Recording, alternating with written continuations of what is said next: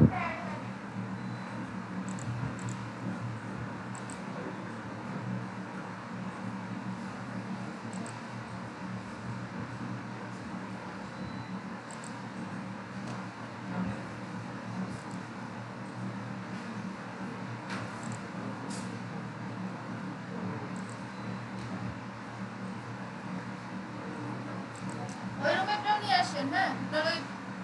স্টুডেন্টগুলো টাকাটা করে ফেলবে।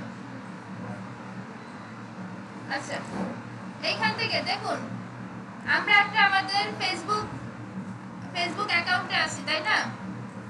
এটা আমাদের ফেসবুক অ্যাকাউন্ট। আর এখন আমরা আছি হোম পেজে। লেফট সাইডে অ্যাড ম্যানেজার একটা অপশন আছে। আচ্ছা, এইভাবে কেন জয়েন দিচ্ছেন আপনারা?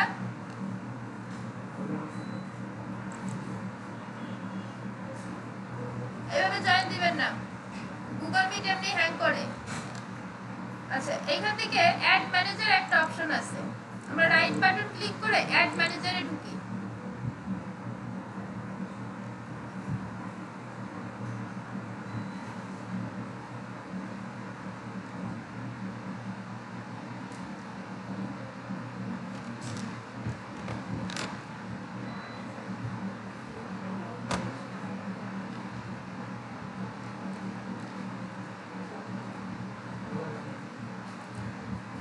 আচ্ছা, এইটা হচ্ছে আমাদের ফেসবুক অ্যাড ম্যানেজারের ইন্টারফেস।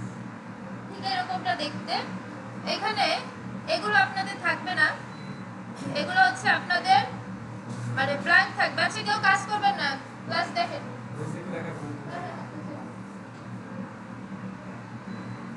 এই পাশে লেফট সাইডে কিছু অপশন আছে, account overview, campaign, ads reporting, audience, billing, payment, event. এগুলো আমরা আস্তে আস্তে সবগুলোর সাথেই মোটামুটি পরিচিত হয়ে যাব। আমরা একটু বিলিং পেমেন্ট দিয়ে শুরু করি।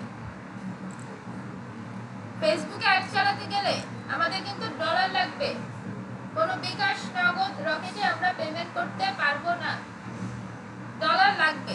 ঠিক আছে, ডলারের জন্য ব্যাংক থেকে একটা কার্ড নিতে হবে। ব্যাংক থেকে ডুয়াল কারেন্সি সাপোর্টিভ কার্ড নিয়ে পাসপোর্ট থাকতে হবে ওইটাকে এন্ডোর্স করার জন্য।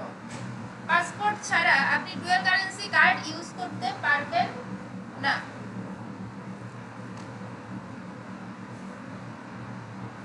ওকে, তাহলে এখন এখান থেকে পেমেন্ট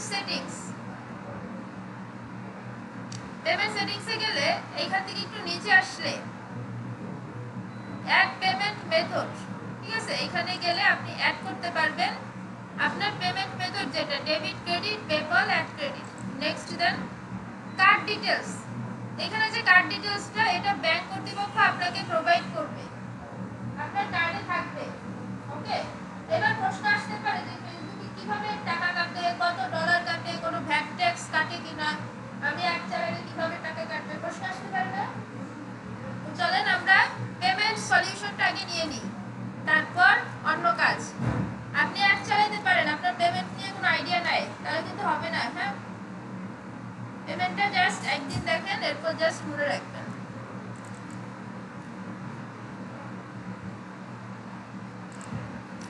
আচ্ছা, এখন ফেসবুকে অ্যাড চালাতে গেলে আপনার একটা ডুয়াল কারেন্সি কার্ড লাগবে। আচ্ছা, কথা হচ্ছে কিন্তু ফেসবুকে অ্যাড চালাতে গেলে আপনার একটা ডুয়াল কারেন্সি কার্ড লাগবে, যেটা ব্যাংক থেকে আপনাকে নিতে হবে। আর ব্যাংক থেকে নিতে গেলে এখানে একটা পাসপোর্ট লাগবে, ভ্যালিড পাসপোর্ট আপনাকে ওখানে দিতে হবে। দেন তারা কি করবে, এন্ডোর্স করে দিবে। এন্ডোর্স ব্যাংকে গেলেই বুঝবেন, এখান থেকে মানে একটা সাইন দিয়ে দিবে, মানে একটা অনুমতি দিয়ে দিবে যে আপনি ডুয়াল কারেন্সি, ডলার, ইউরো এগুলোতে ইউজ করতে পারবেন। ওকে, আচ্ছা, তো এখন আপনার ফেসবুকে বিন নাম্বার নামে একটা বিষয় আছে, বিন। এই বিন নাম্বার ফুল মিনিং হচ্ছে বিজনেস আইডেন্টিফিকেশন নাম্বার।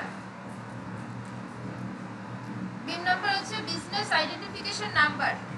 এটা হচ্ছে আপনার যদি কোনো লোকাল শপ থাকে, আরো আপনার কোনো ওষুধের দোকান, আপনার কোনো মুদি দোকান, সব কিছুরই একটা বিন নাম্বার থাকে।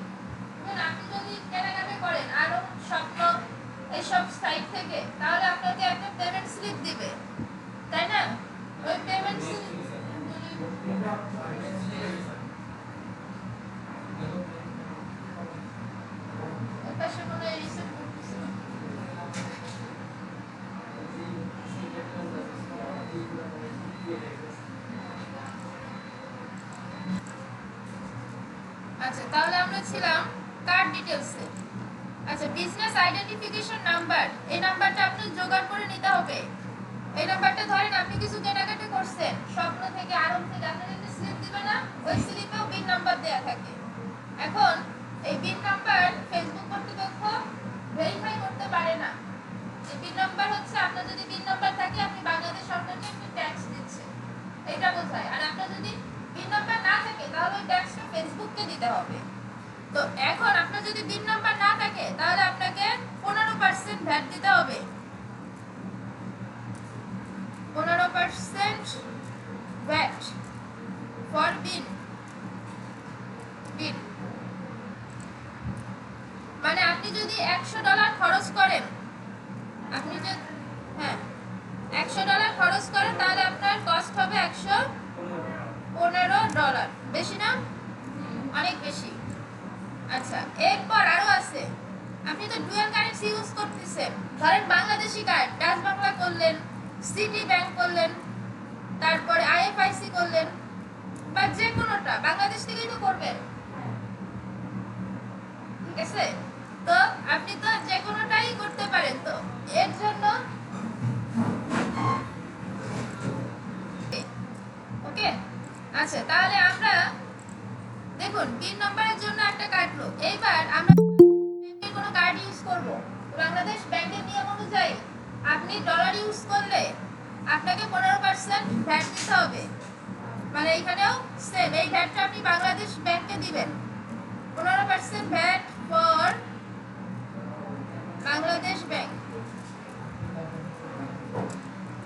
বাংলাদেশ ব্যাংক তার মানে আপনি ধরেন যতটুকু কার্ড ইউজ করবেন ভ্যাট ততটুকুর মধ্যেই 15%। মানে আপনি যদি $100 ইউজ করেন তাহলে এইখানেও আপনার যাবে কত বলেন তো?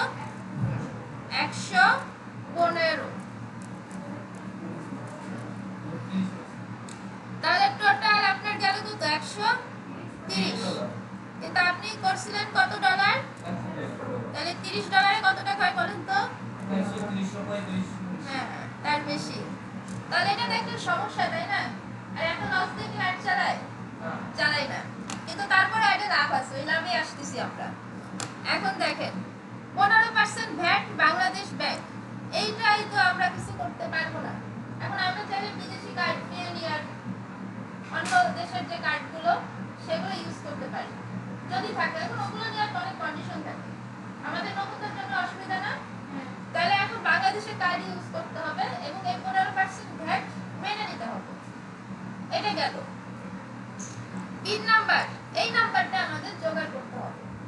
আশেপাশে যত পরিচিত আছে জাস্ট নিয়ে নিবেন, এর জন্য টাকা পয়সা লাগে না। আবার ফেসবুক পেজও অনেকে সেল করে, ওইখানে একজনের আছে, ওই ক্লাসে একজন সুরামের ভ্যালিড পিন নাম্বার সেল করে, অ্যাক্টিভ পিন নাম্বার। তো পরিচিতির মধ্যে থেকে একটা নিয়ে নিলে লাইফ টাইম থেকে যাবে, যেটা আমি দিব, ঠিক আছে? কারণ আশেপাশে যদি এরকম লোকাল শপে পরিচিত না থাকে তাহলে তার হবে না, হবে? তো এই নাম্বারটা আপনাকে জোগাড় করে নিতে হবে। এখন তাহলে আপনার 15% সেভ হচ্ছে, তাই তো?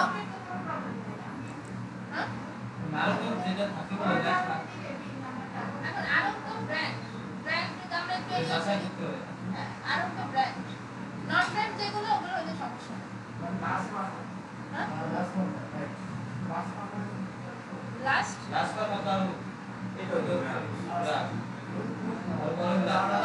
পার মাস, ওইটাও তো ব্র্যান্ড, ওটা বড় ব্র্যান্ড, সারা বাংলাদেশে রয়েছে। আচ্ছা, তাহলে হচ্ছে পিন নাম্বার গেল, বাংলাদেশ ব্যাংকের 15% ভ্যাট গেল, এটা গেল। এবার এখন বাংলাদেশে আপনি কিভাবে চার্জ করবেন ক্লায়েন্টকে, আমরা একটু বাংলাদেশি ক্লায়েন্ট ধরে আগাই, আস্তে আস্তে ইন্টারন্যাশনালি যাব। বাংলাদেশের সিস্টেম অনুযায়ী 150 টাকা ফর $1। আপনি 150 টাকা করে $1 দেয়া হচ্ছে বাংলাদেশে বর্তমান রেঞ্জে। তাহলে আপনি যদি $10 অ্যাড চালান তাহলে আপনাকে কত দিবে? 1500 টাকা ফর $10। ওকে,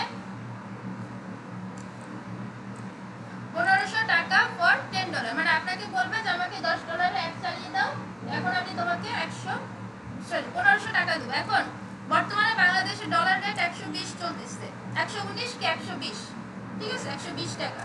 তাহলে আপনার এখান থেকে থাকতেছে কত? 30। আসলে 30 থাকতেছে না, কারণ এর মধ্যে থেকে আপনার এই বাংলাদেশ ব্যাংকের ভ্যাটটা চলে যাচ্ছে 15%। তাহলে কত? 135, 30-35 টাকা আপনার চলে যাবে, তাই না? তাহলে বাকি টাকাটা থাকতেছে, মানে ধরেন, বুঝি নাই কত থাকি, একটা অ্যাকুরেট হিসাব করে ফেলি, ঠিক আছে? কনফিউশন রাখার দরকার নেই। কত থাকি বলেন তো? 120 তো গেল। আচ্ছা, 138 টাকা হয়, 12 টাকা থাকে। ওকে, তাহলে আমরা 12 গুণ 10, 120 টাকা আপনার লাভ। খুশি না? খুশি না? 120 টাকা আপনার লাভ। লাভ তো, লস না তো, আপনি লাভ করতেছেন। আচ্ছা, এইবার কথা হচ্ছে, এইটা হচ্ছে বাংলাদেশের প্রসেস। এখন ইন্টারন্যাশনাল হলে কি হইতো? আপনার চার্জ হইতো $10, একদম বেসিক চার্জ, যেটা আমাদের হয়ে থাকে। তাহলে কত? $10 না, 100। ওকে, 1000 টাকা প্লাস, মানে এক চার্জ চালানো 20 মিনিট 25 মিনিটের কাজ আপনি এই চার্জটা করতে পারবেন যদি ইন্টারন্যাশনাল হতো। তাহলে, এবং ইন্টারন্যাশনাল হবে, আস্তে আস্তে হবে। এইবার আপনার তো প্রথমেই লাভ দিবেন যে আমি ইন্টারন্যাশনালি কাজ করব, কিন্তু না, লোকালে কাজ না করে, পোর্টফোলিও বিল্ড না করে আপনি কিন্তু ইন্টারন্যাশনাল পারবেন না। সো 120 টাকা অনেক টাকা, ওইটাই শেষ কথা, ঠিক আছে? তাহলে অ্যাডের যে ডিটেইলসটা এই নিয়মে চলতেছে বাংলাদেশে, বোঝা গেল? বা সিস্টেমটা এরকম, রাইট?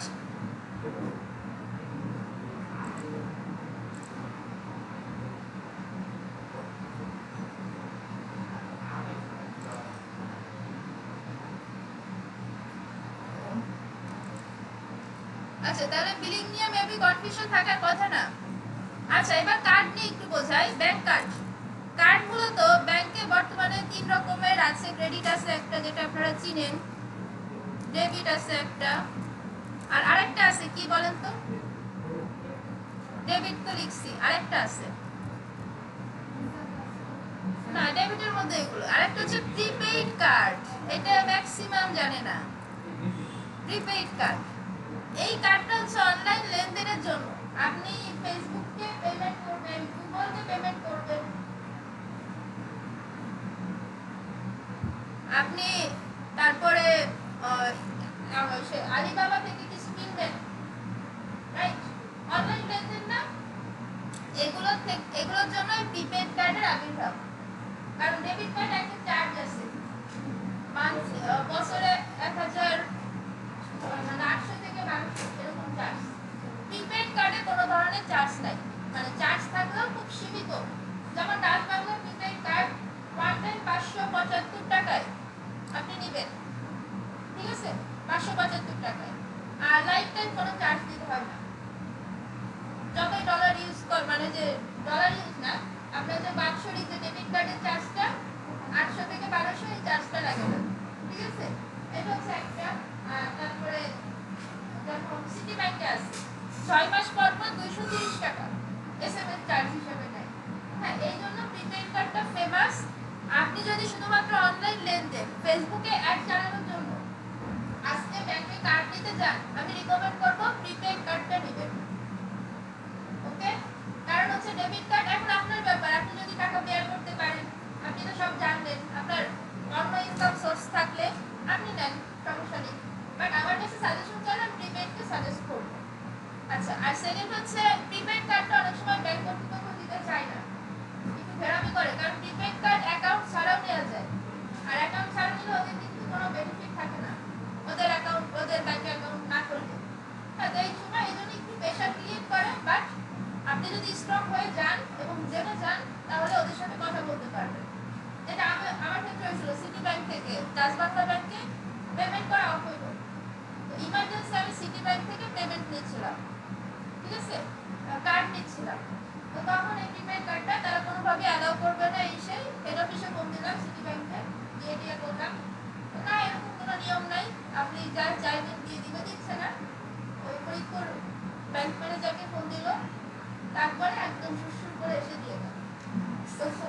এইটুকু করতে হবে না, এটাই খবর আপনারাও করতে পারেন। একটা ব্যাংক অ্যাকাউন্ট, আপনার ভোটার আইডি ছবি, নমিনির ভোটার আইডি ছবি, আর ডুয়াল কারেন্সি ইউজ করতে চাইলে, ডলার ইউজ করতে চাইলে অবশ্যই পাসপোর্ট নিতে হবে। ডলারের জন্যই তো নিচ্ছে, নাহলে তো প্রিপেড কার্ড নিয়ে লাভ নেই। তো এই জন্য একটা পাসপোর্ট। আচ্ছা, এখন আপনার ফ্যামিলির যদি অন্য কারো পাসপোর্ট থাকে, আপনি তাদের নামেও ব্যাংক অ্যাকাউন্ট করে নিতে পারেন।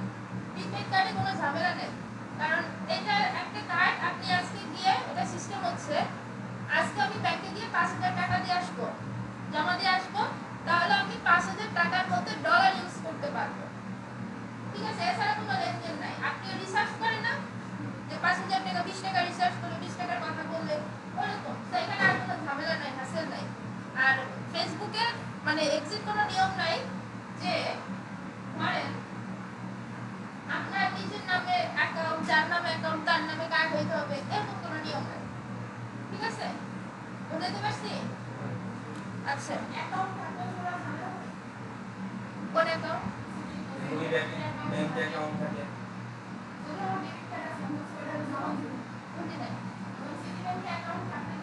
না না না, অ্যাকাউন্ট থাকলে আরো ভালো। চার্জ বেশি কাটে? না না, চার্জ বেশি কাটে। প্রিপেড কার্ডের চার্জ আলাদা। হ্যাঁ, তবে ওরা বোঝাবে প্রিপেড কার্ডের সার্ভিস ভালো নেই, না কমপ্লেন আসে, ওই আসে, সেই আসে, সব কিছু বলছে। না, কিচ্ছু আসে না।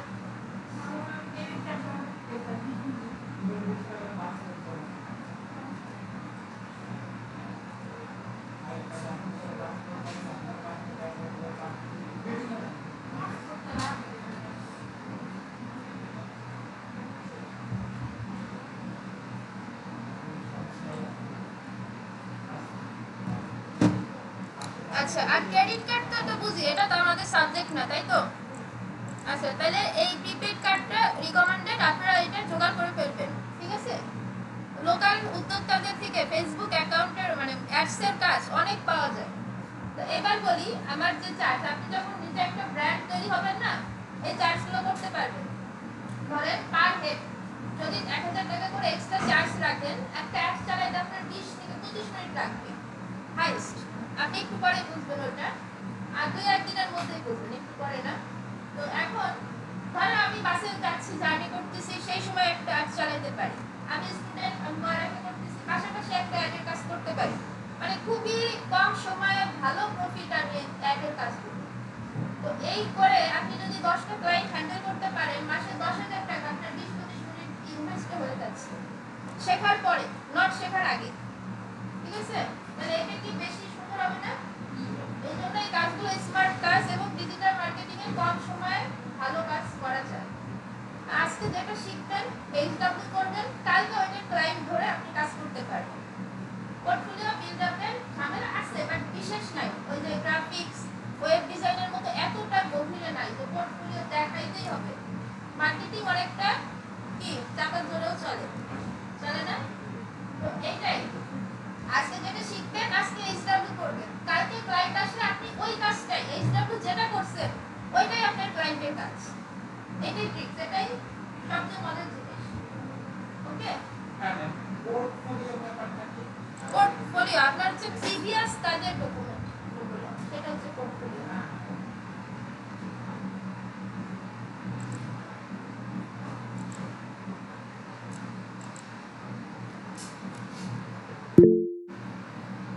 আচ্ছা, এখন আমরা